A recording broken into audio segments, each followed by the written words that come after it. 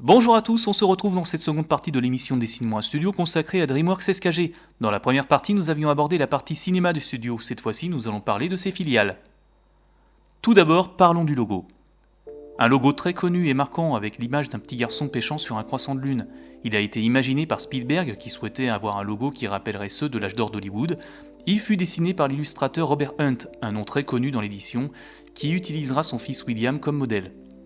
A l'origine, Spielberg souhaitait que les images soient entièrement générées par ordinateur, mais Dennis Muren, célèbre créateur d'effets spéciaux qui a notamment travaillé sur Star Wars, suggérera à Robert Hunt de travailler sur du dessin traditionnel.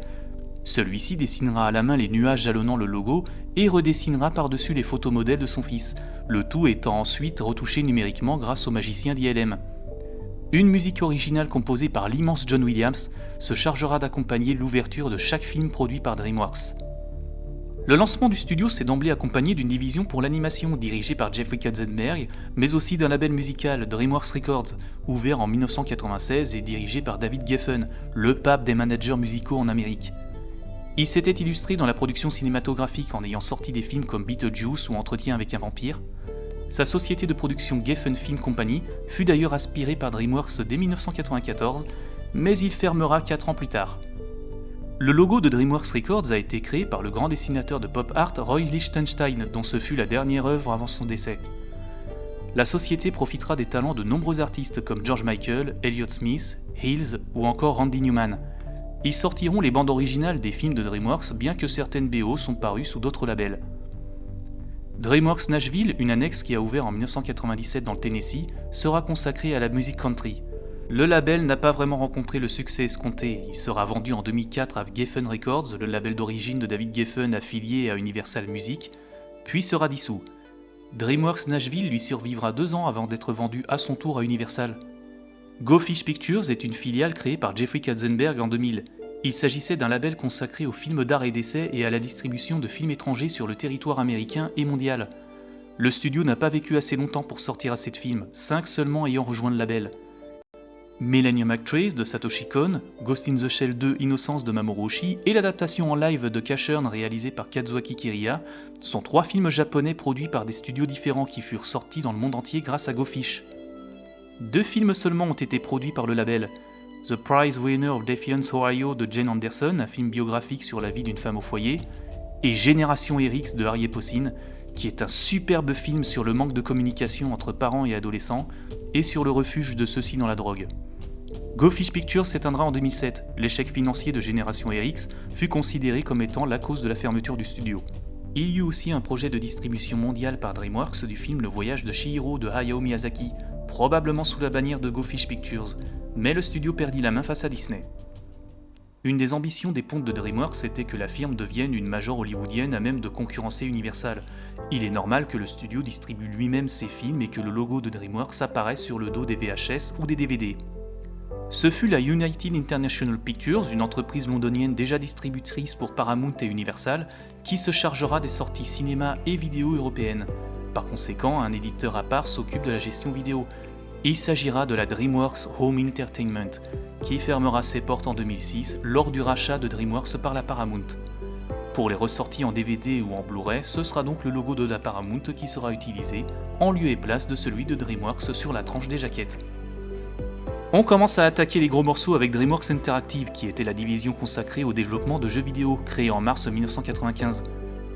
En partenariat avec Microsoft, qui avait investi de l'argent dans le studio, le siège social du développeur se situait à Redmond dans l'état de Washington, présidé par Alan Hartman, un ancien producteur de Microsoft, et s'occupait de la création de jeux indépendants, qui sortiront principalement sur PC et sur PlayStation.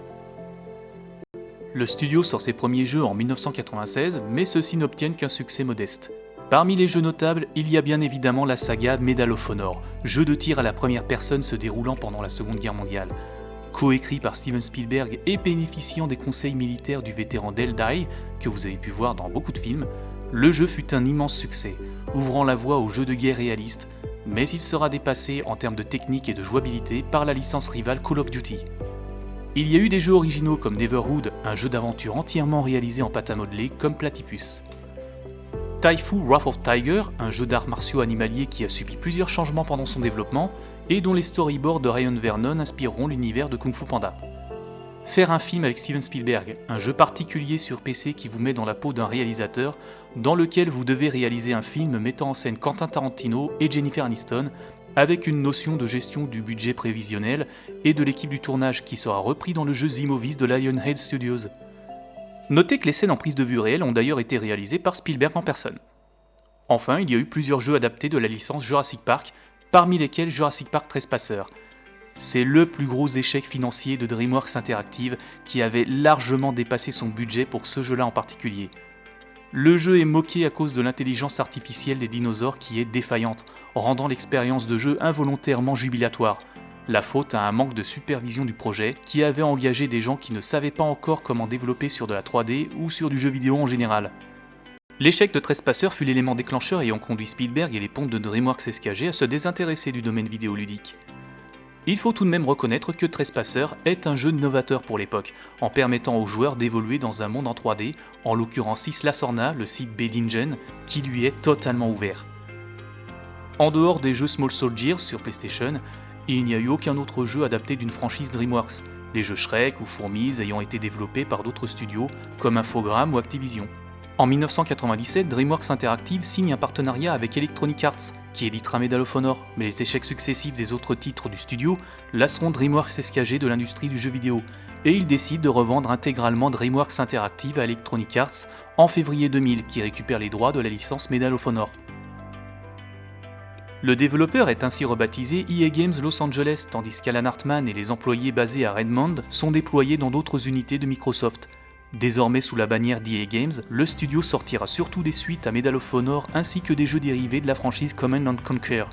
Le studio change une deuxième fois de nom en 2010 en s'appelant désormais Danger Close Games et fermera définitivement ses portes en janvier 2013.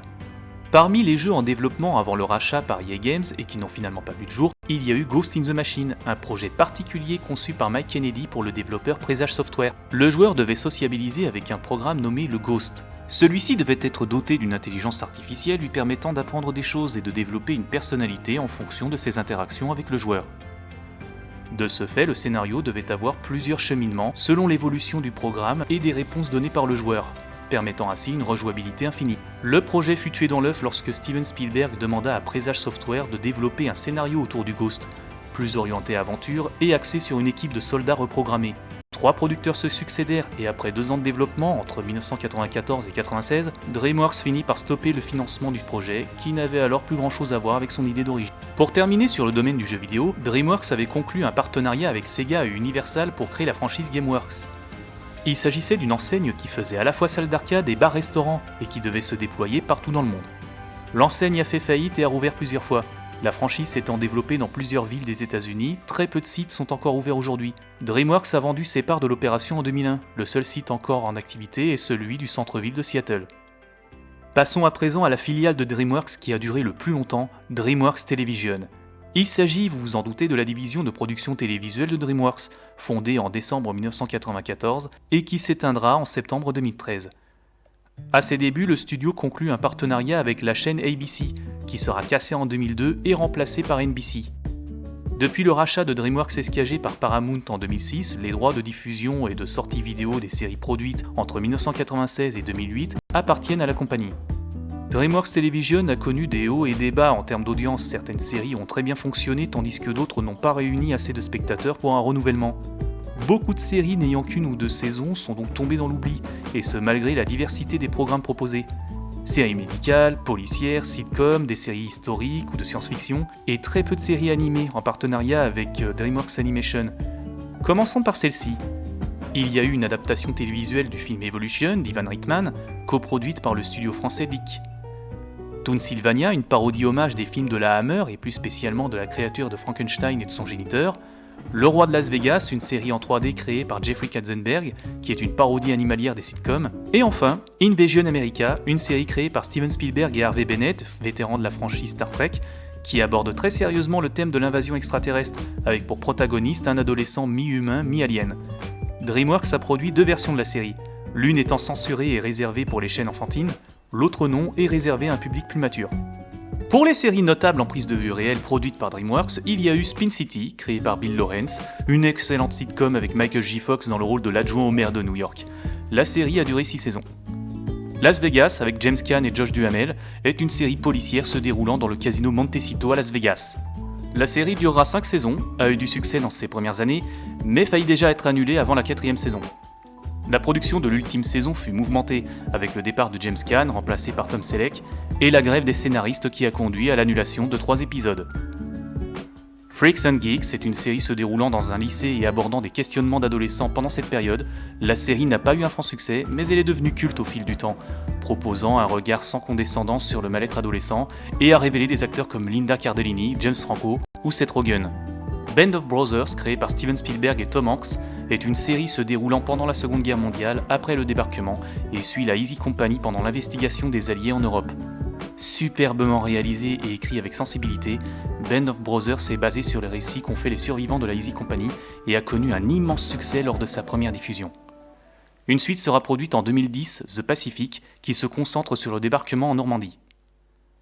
Qui dit Spielberg à la production, dit également série fantastique.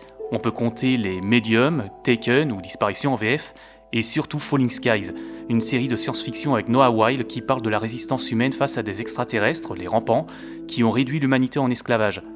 La série durera 5 saisons et sera acclamée.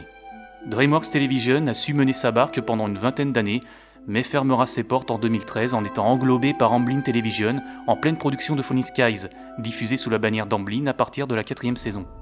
Comme vous pouvez le constater, la firme DreamWorks a essayé d'embrasser tout le paysage audiovisuel, mais il n'en reste aujourd'hui plus grand-chose. La branche animation, devenue indépendante, a totalement pris le pas sur le DreamWorks d'origine, qui n'est plus qu'une filiale d'Universal tout juste utilisée pour un seul type de cinéma, loin devant les ambitions de Steven Spielberg et ses 2 comparses. Mais finalement, que s'est-il passé ? Comment un studio qui était promis à un avenir gigantesque dans tous les corps de métier multimédia a pu chuter à ce point et aussi rapidement ? Spielberg a-t-il surestimé son poids à Hollywood ? Selon d'anciens employés de DreamWorks, il s'était vraiment donné à fond dans le projet, bien qu'il ait également pris des décisions qui ne se sont pas révélées efficaces. Il en aurait fait à la fois trop et pas assez pour son studio. Dans ces 2 vidéos, j'ai très peu parlé de DreamWorks Animation. J'y consacrerai peut-être une vidéo un jour, mais je voulais avant tout démontrer qu'au-delà des sagas Shrek, Madagascar ou Kung Fu Panda, le projet DreamWorks était bien plus grand, bien plus fou et surtout bien plus rêveur. Finalement, tout ce que voulaient faire ses fondateurs, à l'instar de Charlie Chaplin ou de Francis Ford Coppola, c'était tout simplement de faire des films dans leur coin. J'espère que ces 2 vidéos vous auront plu et on se retrouve la prochaine fois pour une nouvelle chronique. Salut à tous!